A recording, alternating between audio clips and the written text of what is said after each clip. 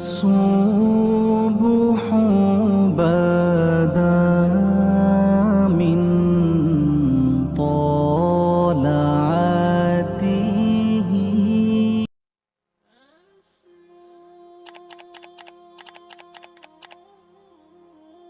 حضرت خفاف بن ایما کی صاحبزادی بیوہ ہو کے آ گئی، بچے ساتھ تھے، سرے راہ جناب عمر سے ملی اور مل کے کہنے لگی حضور میں اس صحابی کی بیٹی ہوں جنہوں نے احد والے دن اپنے بیٹے کے ساتھ مل کے معاشرہ کیا تھا، بچے میرے یتیم ہو گئے ہیں، میں بیوہ ہوں۔ حضرت فاروق اعظم رضی اللہ تعالیٰ عنہ نے فہرست نہیں مانگی، خرچے کی ڈیٹیل نہیں مانگی، تم آنا فلانے سے ملنا، پرسوں 9 بجے آ جانا دفتر، یہ کوئی بات نہیں کی۔ حضرت عمر غور سے کھڑے، اس بیٹی کی بات سنی، چھم چھم سیدنا فاروق کی آنکھوں سے آنسو گرے، دوڑ کے گھر گئے، ایک اونٹ نکالا، وہاں سے مال غنیمت کا مال کے بھر کے 2 بوریاں، اور بوریوں میں کیا تھا؟ چاندی بھی تھی، نقدی پیسے بھی تھے، کچھ ضرورت کا سامان بھی تھا، غلہ بھی تھا، 2 بوریاں بھر کے اونٹ پہ رکھ کے کھول، لگام اس بیٹی کے ہاتھ میں تھما کے کا پتر سامان بھی تیرا ہے، اونٹ بھی تیرا ہے، اور یہ نہ سمجھنا یہی کچھ تجھے دیا ہے، جب یہ ختم ہوگا تو رب تیرے لیے اور بندوبست فرمائے گا۔ کیا مانا؟ کہ ڈیوٹیاں لگا دی گئی ہیں، ہمیں پتہ ہے یہ سامان کب تک ختم ہو جائے گا، پیسے کب تک ختم ہو جائیں گے، تیرے لیے میں نے نئے حکم بھی جاری کر دیے ہیں۔ ایک شخص نے کہا حضور ایک بیوہ کو آپ نے کچھ زیادہ ہی نہیں دے دیا؟ کہا ایک ہی خاتون کو آپ نے اتنا نہیں دے دیا؟ تو حضرت عمر ناراض ہو گئے، فرمانے لگے تجھے تیری مار ہوئے، میری نظروں میں آج بھی وہ جلوہ موجود ہے جب اس کا باپ اور بھائی میدان احد میں کافروں کے خلاف لڑائی کر رہے تھے، آج تک میری نظر میں موجود ہے، تو کہتا ہے میں نے زیادہ دے دیا۔ عزیز دوستو، عرب شریف کے اندر بے شمار مسائل تھے، بت پرستی، عقیدے کا بگاڑ سب سے بڑا مسئلہ تھا۔ اس کے بعد پھر عورتوں پر ظلم ہے، غلاموں کو بیچا جاتا ہے، لوگ ایک دوسرے کے حقوق غصب کرتے ہیں، ڈھیروں مسائل تھے، اور صدیاں بیت گئیں۔ حضرت عیسیٰ علیہ السلام کے بعد آسمان سے کوئی وحی نہیں آئی، زمین و آسمان کا رابطہ نہیں ہوا، بے شمار مسائل تھے جن پر فوری اصلاح کی ضرورت تھی۔ لیکن جو پہلی وحی آئی ہے نا غار حرا میں، جو صدیوں بعد زمین کا آسمان کا آپس میں پہلا رابطہ ہوا ہے، وہ نہ تو بظاہر عقیدہ توحید پر ہے، نہ عورتوں کے حقوق کی بات کرتی ہے، نہ غلاموں کی بات کرتی ہے۔ جو پہلی وحی نازل ہوئی ہے وہ وحی یہ کہتی ہے کہ اقرأ بسم ربک الذی خلق، پڑھو اپنے رب کے نام سے جس نے پیدا کیا ہے۔ جو پہلی وحی نازل ہوتی ہے وہ یہ کہتی ہے کہ اپنے رب کے نام سے پڑھو۔ معنی کیا ہے؟ کہ پڑھو گے نا اللہ کے نام سے، کتاب و سنت کو پڑھو گے تو عقیدہ توحید بھی ٹھیک ہو جائے گا، عورتوں کے حقوق کی بھی سمجھ آ جائے گی۔ یہ جو سٹیج پہ دوست بیٹھے انہیں موبائل نہیں چلانا چاہیے، ان کے لیے تو بالکل درست نہیں ہے۔ اللہ سلامت رکھے آپ حضرات کو۔ توجہ تقسیم ہوتی ہے نا، سامنے والے تو آپ کو دیکھتے ہیں، توجہ تقسیم ہوتی ہے، آپ مہربانی فرمائے صرف سنیں، نیچے چلے بیٹھے ہیں ان کا معاملہ ہو رہا ہے۔ بھائیوں، پہلی وحی جو نازل ہوتی ہے وہ علم کی بات کرتی ہے۔ تعلیم اتنی بڑی روشنی ہے جس کی وجہ سے سارے اندھیرے ہی ختم ہو جاتے ہیں۔ بعض اوقات نا اندھیرے زیادہ ہوتے ہیں اور اس اندھیرے کی وجہ سے موذی بھی زیادہ جمع ہو جاتے ہیں۔ کسی کمرے میں اندھیرا ہو تو سانپ بھی آ گیا، بچھو بھی آ گئے، چھپکلیاں بھی آ گئیں۔ اب اگر آپ اندھیرے میں ان سب کو مارنا چاہیں گے تو نہیں مار سکیں گے، ہاتھ نہیں آئیں گے، تکلیف ہوگی۔ ان سارے موذی جانوروں سے بچنے کا بہترین حال یہ ہے کہ کمرے میں اجالا کر دیں. آپ کے لائٹ جلاتے ہی بہت سارے جانور تو ویسے ہی بھاگ جائیں گے، مارنے ہی نہیں پڑیں گے. تو یاد رکھیے کہ اندھیرا کفر کا ہو، شرک کا ہو، ظلم کا ہو، جبر کا ہو، اس کا علاج کیا ہے کہ علم کا چراغ روشن کر دو. علم کی روشنی. آپ کو پتہ ہے جو جاہل پیر ہوتا ہے نا، وہ اپنے آستانے پہ مدرسہ نہیں بناتا. کیوں؟ کہ جو پرانے وڈیرے ہوتے تھے نا، اللہ ماشاءاللہ سارے نہیں، لیکن جو پرانے وڈیرے ہوتے تھے وہ اپنے گاؤں میں اسکول نہیں بننے دیتے تھے. جو جاہل تھے وہ کیوں نہیں بننے دیتے تھے؟ وہ کہتے تھے اگر غریبوں کے بچے پڑھ گئے تو ہماری بھینسوں کو چارہ کون ڈالے گا. پڑھنے نہیں دیتے تھے. جاہل پیر اپنے آستانے پر مدرسہ نہیں بننے دیتا. اس کو پتا ہوتا ہے اگر یہ بچے پڑھ گئے تو مجھے پیر کون مانے گا، میرا تو سودا ہی جہالت کی وجہ سے بکتا ہے. اگر یہ پڑھ گئے تو پھر مجھے تھوڑی مانے گے. ان کو سمجھ آ جائے گی کتاب و سنت کیا کہتی ہے. علم کی روشنی، کتاب و سنت کا علم، یہ آپ کو باطنی طور پر توانا کرتا. یہ دور آیا ہے لوگ موٹیویٹ ہونا چاہتے ہیں، اس کے لیے موٹیویشنل اسپیکرز کے پاس جاتے ہیں کہ مجھے قائل کر دیا جائے. میاں بیوی کے باہمی معاملات ایک بہت بڑا اور اہم ایشو ہوتا ہے. آپ کو پتہ ہے کسی گھر کے اندر گھر بھی کشادہ ہو اور اولاد بھی ہو، ساری نعمتیں موجود ہوں، لیکن میاں بیوی کا پیار نہ ہو، اس گھر میں رہا نہیں جا سکتا. ساری آسانیوں کے باوجود اس گھر میں اذیت ہوتی. اب اس پر کتابیں لکھی جاتی ہیں، اب تو باقاعدہ سیشن ہونے لگے ہیں، لوگ موٹیویٹ ہوتے ہیں کہ حقوق کا پتہ چلے، ایک دوسرے کے ساتھ گزارا کیسے کرنا ہے. میں کہتا ہوں آپ ساری تعلیمات چھوڑیں، قرآن و سنت سے فیض لیں، آپ کا سینہ روشن کر دے گا. ایک جملہ قرآن مجید کا، ہن لباس لکم وانتم لباس لہن، مرد عورت کا لباس ہے، عورت مرد کا لباس ہے. یہ ایک جملہ قرآن مجید کا، صرف ایک. مرد عورت کا لباس ہے اور عورت، یہ صرف ایک جملہ سمجھ میں آ جائے نا، آپ کبھی غور کریں تو آپ کو اندازہ ہوگا. بڑی باتیں یہاں بڑے خوبصورت پہلو علماء تفسیر نے چھیڑے ہیں. 3 باتیں عرض کرتا ہوں. علماء نے لکھا ہے مرد عورت کا لباس ہے. یہ دیکھیں کتاب و سنت کے علم کی روشنی کا کیا حال ہے. مرد عورت کا لباس ہے اور عورت مرد کا لباس ہے. فرماتے ہیں پہلی بات یہ ہے کہ گرمی ہو یا سردی ہو، جسم کو موسم کی شدت سے لباس ہی بچاتا ہے. آپ یعنی سخت گرمیوں میں بھی لوگ کہتے ہیں سر پہ کپڑا لے لو تاکہ دھوپ کی تمازت سے بچ سکو. گرمی ہو یا سردی ہو، موسم کی شدت سے لباس بچاتا ہے. تو میاں بیوی بھی ایک دوسرے کو حالات کی شدت سے بچاتے ہیں. یہ اس رشتے کی خوبصورتی ہے. پھر آپ یہ دیکھیں کہ بعض اوقات جسم پر دھبے ہوتے ہیں، عیب ہوتے ہیں، لباس پہن لیں تو سارے چھپ جاتے ہیں. معنی کیا ہے؟ میاں بیوی ایک دوسرے کے عیب چھپاتے ہیں. پھر انسان کتنا بھی خوبصورت کیوں نہ ہو، بغیر لباس کے خوبصورت نہیں ہوتا. اللہ کرے آپ کو سمجھ آئے. لوگ یہ نہیں کہتے بندہ اچھا لگ رہا ہے، کہتے ہیں کپڑے کتنے اچھے لگ رہے ہیں. یہ لباس پہنا ہے، اس میں آپ کتنے سجے، کتنے پیارے لگ رہے.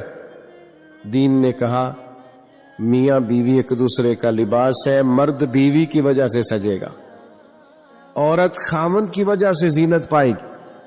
تو قرآن مجید کا جو علم ہے، قرآن مجید کی جو تعلیمات ہیں، کتاب و سنت کے جو ارشادات ہیں، وہ تازہ دم کریں گے. جب تک امت قرآن مجید سے رہنمائی لے گی، جب تک امت قرآن مجید کی طرف رغبت کرے گی، حدیث پاک کی طرف توجہ کرے گی، یہ آسان زندگی گزارے گی. لیکن ہم نا برکت کے لیے تو قرآن مجید پڑھتے ہیں. نئی دکان شروع کرتے ہیں لوگ، تلاوت کراتے ہیں نا وہاں. کس لیے تلاوت؟ تو اس لیے کرانی چاہیے تھی کہ میں دکان اس طرح چلاؤں گا جس طرح قرآن بتاتا ہے. میں اس طرح تجارت کروں گا جو احکامات اس لیے کرانی چاہیے تھی نا. لیکن عجیب فلسفہ ہے نا, قرآن پڑھایا جا رہا ہے دکان پہ, اور اگر کام سارے وہ ہوں جو قرآن مجید کی تعلیم کے مخالف ہے تو برکت آئے گی قرآن پڑھنے سے؟ آپ تجارت اس طرح کریں جو تعلیم قرآن ارشاد فرماتا ہے, آپ صرف برکت. دیکھیں جی میں نے نیا مکان بنایا ہے تو قرآن پڑھا لو, کس لیے؟ آپ یہ بتائیں کہ آپ نے مکان اسی طرح بنایا نا حلال پیسوں کا جو قرآن بتاتا ہے, آپ اس میں زندگی اسی طرح گزاریں گے جو قرآن تعلیم دیتا ہے. تعلیم قرآن کے مطابق قرآن کہتا ہے یا ایھا الذین آمنوا قوا انفسکم واہلیکم نارا, اے ایمان والو خود بھی جہنم سے بچو اور اپنے گھر والوں کو بھی جہنم سے بچاؤ. یہ قرآن مجید گھر بتانے کا طریقہ بتاتا ہے کہ کوئی ایسا کام نہ کرنا جو دوزخ میں لے جائے.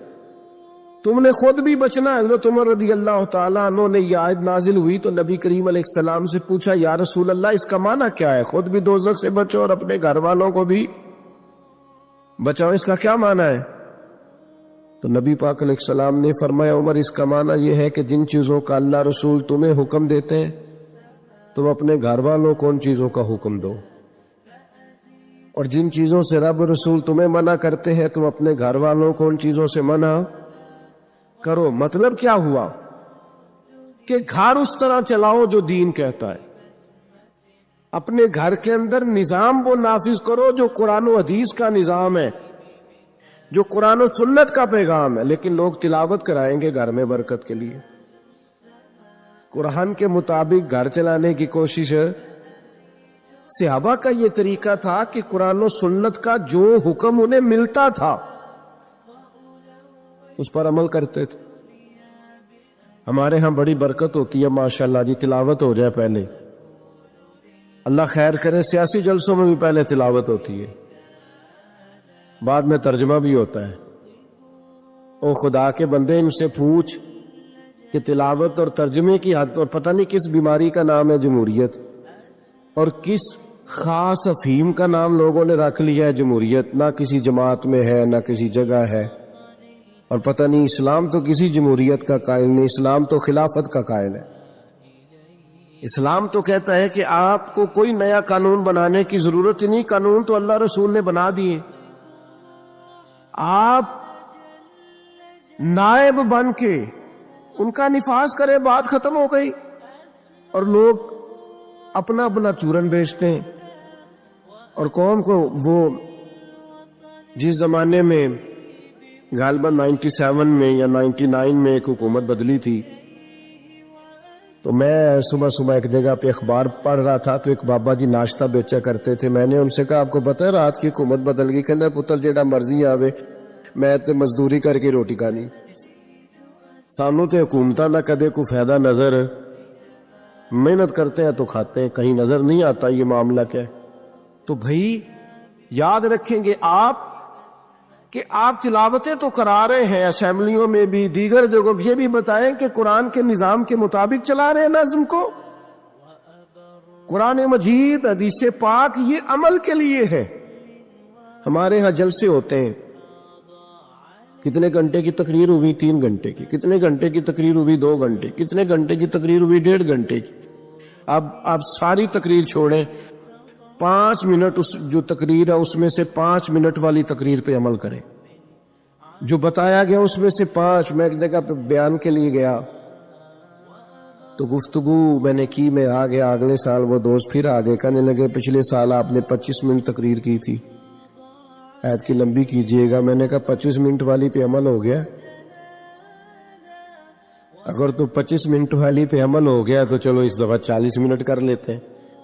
لیکن اگر ہم نے قرآن و حدیث کو بھی معاذ اللہ کانوں کے ذائقے کے لیے رکھا ہوا ہے, کیا بات کی, بڑا مزہ آیا ماشاءاللہ, وہ عمل کم کرنا. صحابہ کرام نے کتاب و سنت کو لیا تو وہ سمجھتے تھے یہی تعلیمات نجات ہے. جو حکم آیا عمل کیا. اللہ نے فرمایا لن تنالوا البر حتى تنفقوا مما تحبون, تم ہرگز بھلائی کو نہیں پہنچو گے جب تک اپنی پیاری چیز خرچ نہ کرو. آیا بل اللہ مولاکم، فرمایا بلکہ اللہ تمہارا مولا ہے، وَهُوَ خَيْرُ النَّاصِرِينَ، اور وہ بہترین مددگار ہے۔ وہ جو رب تمہارا مولا ہے وہ بہترین مددگار ہے، اور اگر وہ مدد کرے تمہاری، سورہ آل عمران میں آگے جا کے ارشاد فرمایا اگر اللہ مدد کرے تو پھر تم پر کوئی غالب نہیں آ سکتا، اور اگر وہ تمہاری مدد چھوڑ دے تو پھر کوئی تمہاری مدد کر سکتا؟ کوئی مدد نہیں کر سکتا۔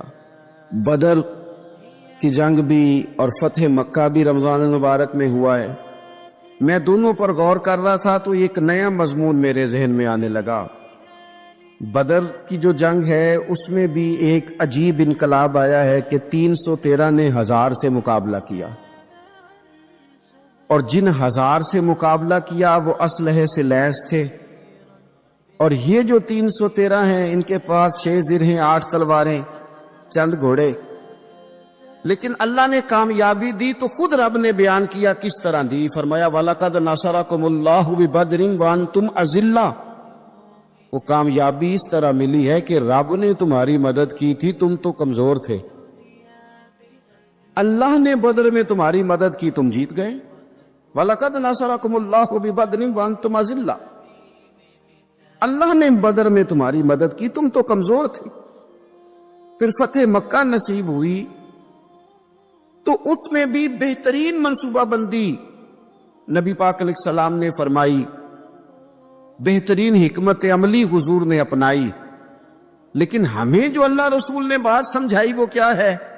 اذا جاء نصر اللہ والفتح، فرمایا جب اللہ کی مدد آئی اور فتح نصیب ہو گئی۔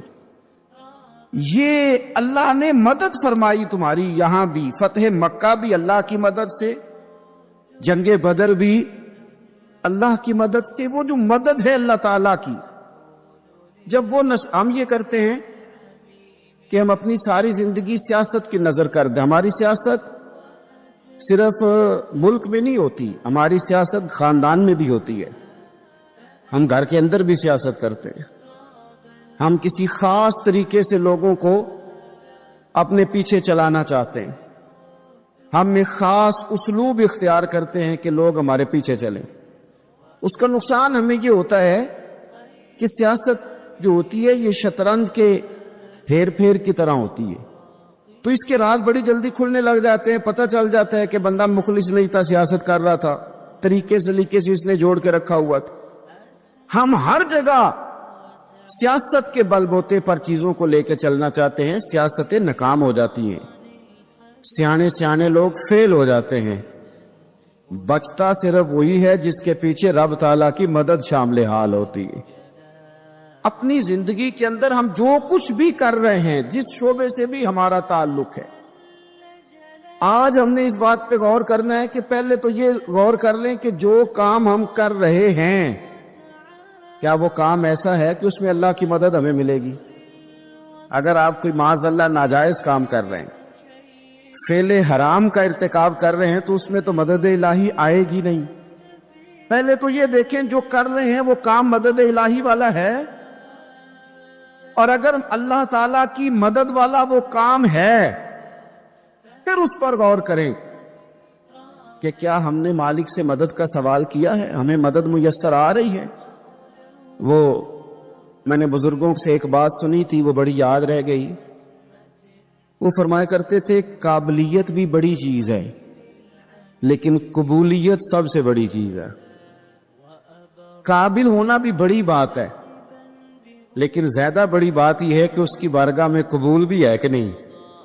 اپنی زندگی میں اللہ کی مدد کی طرف بڑھیں، مالک کی مدد کا حصول اختیار کرنے کی کوشش کریں، اللہ کے ساتھ اپنے آپ کو جوڑیں۔ اگر اللہ کی مدد نصیب ہو، یہ جو ہم جتنا ڈرتے رہتے ہیں، سہمے رہتے ہیں، پریشان رہتے ہیں کوئی کیا کر دے گا، ہمارے ہاں نا ہر شعبے میں معاذ اللہ ایک مافیا ہے، الا ماشاء اللہ۔ وہ مافیا کہتا ہے میرے ساتھ ملو گے تو میں چلنے دوں گا ورنہ میں نہیں چلنے دوں گا، مارکیٹ میں آ ہی نہیں سکتا فلانا بندہ کیونکہ یہاں ہمارا قبضہ ہے۔ اور میرے بھائی پھر بہت سارے لوگ جن کی نیتیں اور ارادے بڑے اچھے ہوتے ہیں شروع میں، وہ بھی اس مافیا کا شکار ہو جاتے ہیں اور ان کے رنگ میں رنگ جاتے ہیں، یاد رکھنا کسی شخص کی بلیک میلنگ کا کبھی شکار نہ ہونا، کبھی کسی کی میٹھی اور مسجع مکفہ باتوں کا شکار نہ ہونا۔ کوئی کیا کر سکتا ہے اگر اللہ مددگار ہو تو؟ جس کو رب کریم اٹھانا چاہے اسے کوئی گرا سکتا ہے؟ ہم یہ ڈرے ڈرے سہمے سہمے پریشان فیصلہ کرنے کی طاقت نہیں، مجھے چلنا چاہیے کہ نہیں، اٹھنا چاہیے کہ نہیں، کرنا چاہیے، اٹھ باندھ کمر کیوں ڈرتا ہے؟ پھر دیکھو خدا کیا کرتا ہے۔ حضرت عبداللہ ابن عباس فرماتے ہیں میرے نبی پاک علیہ السلام نے میری تربیت فرمائی، حضور نے میری تربیت فرمائی، اور محبوب پاک علیہ السلام نے فرمایا عبداللہ یاد رکھنا، یہ نوجوان دوست میری بات لکھ لیں، پریشان لوگ میری بات لکھ لیں، جن کے پاس قوت فیصلہ نہیں وہ اس بات کو لکھ لیں۔ حضرت عبداللہ ابن عباس فرماتے ہیں میرے نبی پاک علیہ السلام نے مجھ سے فرمایا تھا عبداللہ سن، اگر ساری دنیا مل کے تیرا کوئی نفع کرنا چاہے کر نہیں سکتی جب تک میرے رب کی رضا نہ ہو، اور فرمایا ساری دنیا مل کے تیرا کچھ بگاڑنا چاہے تو عبداللہ بگاڑ نہیں سکتی جب تک رب کریم کی حکمت کا تقاضا نہ ہو۔ لوگوں سے ڈرنا، لوگوں کی طرف دیکھنا، ماحول دیکھ کے اپنے راہ کا تعین کرنا، ہر بندے کے خیالات کے مطابق ڈھلنے کی کوشش کرنا، فلانا نہ ناراض ہو جائے، فلانا نہ ناراض ہو جائے، وہ جس نے ہونا ہو جائے، بس رب رسول ناراض نہ ہو۔ اپنی زندگی میں اپنے مالک کو مولا جان کے، بل اللہ مولاکم، اللہ تمہارا مولا ہے، وَهُوَ خَيْرُ النَّاصِرِينَ، وہ بہترین مددگار ہے۔ توجہ جب بھی کریں رب کی جانب کریں، اپنے دل کا قبلہ درست رکھیں، سوچوں کے زاویے سیدھے رکھیں۔ میرے بھائی، مالک جب بندوبست کر دے نا، جب مالک بندوبست کر دے پھر ایسا بندوبست کرتا ہے کہ لوگوں کے پاس نا چارہ نہیں رہتا۔ حضرت مریم رضی اللہ تعالی عنہا پاک باز تھی، مسجد میں رہی تھی، پر مالک کی حکمت کے تقاضے بڑے عجیب ہیں نا۔ پھر جناب مریم کو اللہ تعالیٰ نے بغیر شوہر کے اولاد عطا کر دی۔ یہ بات یہ ایسی تھی، کسی نے کہا تھا کہ مخلوق تو فنکار ہے اس درجہ کے پل بھر میں سنگے در کعبہ سے بھی اصنام تراشے، تم کون ہو کیا چیز ہے داغے کبابی، لوگوں نے تو مریم پہ بھی الزام تراشے۔ تو لوگوں نے کہا کدھر سے لے آئی بچہ، تیرا باپ تو ایسا نہیں تھا، کہاں سے لے آئی؟ اللہ کرے میں آپ کو سمجھا سکوں، ذرا اپنے آپ کو وہاں کھڑا کریں کہ ایک پاک باز عورت، پاک باپ کی بیٹی، طیب ماں کی بیٹی، اور اللہ کے گھر میں پرورش پانے والی خاتون، ایک وہ وقت اور ایک یہ وقت کہ اس عورت کو کٹہرے میں کھڑا کر کے پوچھا جا رہا ہے کہ معاذ اللہ تیری گود میں بچہ جائز نہیں ہے، کہاں سے لائی ہے؟ اب خود سے صفائیاں بندہ کتنی کو دے، کتنی کو وضاحتیں کرے۔ اور میں نے تو اپنی زندگی میں دیکھا ہے زیادہ وضاحت دینے والے کو بھی لوگ جھوٹا سمجھنے لگ جاتے ہیں، زیادہ وضاحت دینے پر بھی لوگ کمزوری کا اظہار سمجھتے ہیں کہ کمزور پڑ گیا۔ آپ صلح کی کوشش کرتے ہیں، سامنے والا بزدل سمجھ لیتا ہے، زیادہ وضاحتیں بھی کمزور کر دیتی ہیں۔ اب حضرت مریم کو کٹہرے میں کھڑا کر کے کہا بچہ کس کا ہے؟ تو پھر خدا بندوبست جب کرے، اللہ جب مددگار ہو، تو پھر حضرت مریم کی گواہی درختوں سے نہیں دلوائی، اس نے پتوں سے نہیں دلوائی، پھر فرشتے نہیں بھیجے۔ حضرت مریم کہنے لگی مجھ سے نہ پوچھو، وہ جو پنگوڑے میں ہے اسی سے پوچھ لو، ان سے پوچھو نا، وہ کون ہے پوچھ لو، ان سے کر لو سوال۔ انہوں نے کہا پنگوڑے میں چند دنوں کا بچہ یہ جواب دے گا؟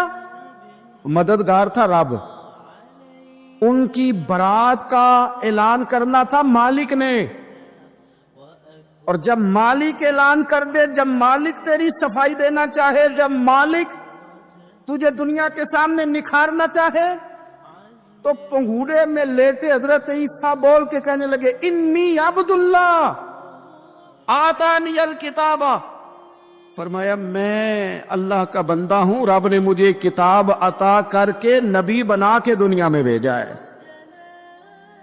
میں اللہ کا بندہ ہوں، کتاب لے کے آیا ہوں، نبی بن کے آیا ہوں۔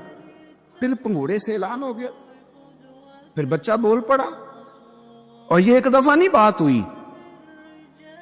یہ بنی اسرائیل میں ایک جریج نام کے شخص بھی تھے جو نماز پڑھ رہے تھے، بعض نے لکھا ہے نفل نماز تھی، اماں نے پکارا تو آئے نہیں، تو ماں کے منہ سے نکل گیا تو اتنی دیر تک مرے گا نہیں جب تک کسی بے حیا عورت کا منہ نہ دیکھ لے۔ وہ عبادت گزار تھے، لیکن لوگوں نے ان کی عبادت، ریاضت، پرہیزگاری کو نہیں دیکھا، بس ایک عورت کو بھیج کے الزام لگوا دیا۔ وہ عورت آیا جایا کرتی تھی، اب آ جاتی ہیں عورتیں، مسئلہ پوچھنے کی نیت سے بھی آ جاتی ہیں۔ ماحول میں کچھ جگہ ایسی بھی ہیں جہاں عورتیں دم کرانے کے بہانے آ جاتی ہیں۔ وہ خاتون آتی جاتی تھی، اس خانقاہ پہ، آستانے پہ، یہ بخاری میں موجود ہے، پھر اس نے کہا میری گود میں جو بچہ ہے یہ انہی کا ہے۔ مجھے بتائیں کیسے بندہ وضاحت دے؟ حالات خراب ہو گئے، لوگ کٹیا جلانے لگے، ماحول اور طرح کا بن گیا۔ میرے نبی پاک علیہ الصلوۃ والسلام فرماتے ہیں پھر اس رب کے بندے نے کہا مالک تو کریم ہے، تیری مشیت کا تقاضا آیا جو میری ماں نے جملے بولے تھے، پر اب میں وضاحت دینے کے قابل نہیں رہا، اب تو ہی کرم کرے گا تو دروازہ کھلے گا۔ تو وہ چند دنوں کا بچہ پنگوڑے میں بول کے کہنے لگا میں اس درویش کا نہیں، میں تو فلانے چرواہے کا بچہ ہوں، وہ جو بکریاں چراتا ہے۔ رب کی مدد کو پکارے، اپنے ساتھ اپنے مالک کی مدد کو شامل کریں، تھوڑے رزق پر بھی گزارا اچھا ہونے لگ جائے گا۔ سارے لوگ آپ کو گرانے کی تدبیریں کر رہے ہوں گے اور مالک آپ کو عزتیں عطا فرما دے گا، اس کی بارگاہ سے حکمت کا تقاضا اور ہو جائے گا۔ ہم نے ساری زندگی لوگوں کو راضی کرنے میں گزار دی، ساری زندگی بڑھاپا آ گیا بچوں کو پالتے، اور بچوں نے آخری عمر میں کہہ دیا ابا اگر کوئی ڈھب کا کام کر لیتے تو آج ہمارے دن بھی پھر نہ جاتے۔ ساری زندگی گزار دی بہن بھائیوں کو راضی کرنے میں، ساری زندگی گزار دی ذمہ داریاں اٹھانے میں، ان کو 99 دفعہ دیا، ایک دفعہ نہیں دیا تو انہوں نے کہہ دیا تو نے تو کبھی دیا ہی نہیں، تو تھا ہی نہیں۔ ساری زندگی محلے داروں، علاقے والوں کو راضی کرنے میں گزار دی۔ اور میں نے ایسے لوگ بھی دیکھے دین کے لیے وقت گزارا، لیکن جب بڑھاپے میں دانت کام نہ کرتے تھے تو وقت کے مفتیوں کو بھی مسجدوں کی کمیٹیوں نے کہہ دیا اب آپ کی سمجھ نہیں آتی، ہم نے خطیب کو یور رکھنا ہے، نہ دیکھو دنیا کی طرف، دنیا رلا دیتی ہے، نہ راضی کرو بندوں کو، بندے تھکا دیتے ہیں، نہ پیچھے بھاگو ہر وقت دنیا داروں کے، یہ انسان کو کمزور کر دیتے ہیں، وہ تو کریم ہی بڑا ہے، 2 آنسو زمین پر بعد میں گرتے ہیں، بندے کے گناہ سارے پہلے معاف فرما دیتا ہے۔ اللہ کی مدد کا حصول، اپنے مالک کی مدد کی طرف بڑھنا، آپ کو بدر کی جنگ بھی یہی درس دے گی، آپ کو احد کا میدان بھی یہی سبق دے گا، فتح مکہ بھی یہی سبق دے گا۔ میرے دوستو، جب رب مدد فرمائے، جب اللہ مددگار بنے، دوستوں سے ایک بات اکثر کرتا ہوں، میں کہتا ہوں کہ جتنے درد سے آپ امیر کو اپنی کہانی سناتے ہیں نا، اور جس طرح آپ کے آنسو بات کرنے سے پہلے گر جاتے ہیں کہ غریب ہیں، بچیاں ہیں، کاروبار میں، او میرے سنگیو، اس سے آدھے آنسو اپنے رب کی بارگاہ میں بکھیرو، اس کے حضور عرض گزار ہو جاؤ، اس سے طلب کرو۔ ایک وقت انسان پر زندگی میں ایسا آتا ہے کہ اسے یوں محسوس ہوتا ہے کہ میرا سایہ بھی ذرا سا پیچھے ہٹ گیا ہے، اسے یوں لگتا ہے کہ میں کسی سہارے پہ ہاتھ ڈالتا ہوں تو وہ بھاگ جاتا ہے مجھ سے، لیکن مالک کی بارگاہ ایسی عظیم بارگاہ ہے، رب رسول کے آستانے اتنے بڑے ہیں کہ آپ جب وہاں کشکول طلب دراز کرتے ہیں تو جھولی پھیلانے میں دیر لگتی ہے، ان کو بھرنے میں تو کوئی دیر نہیں لگتی۔ ہم نے اپنا سوچ کا قبلہ ہی دنیا کو بنا لیا ہے۔ یہ جو اللہ والوں کی مدد ہے یہ تو اللہ ہی کی مدد ہے۔